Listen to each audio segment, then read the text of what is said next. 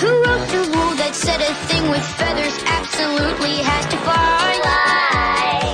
Why must they fly? Some creatures have two wings that flap, but you won't find them up there in the sky. Try, they're not up there in the sky. Gravity they don't defy, they'll never soar, won't even try.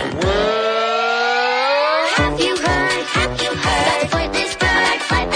With wings that flap, they've been supplied, but after that things went awry. Well, have you heard about the flightless bird? They're quite content, they're on the ground. To see them, don't look up, look down. Ostrich, kiwi, penguin, emu. They all can't fly. Play a little kazoo.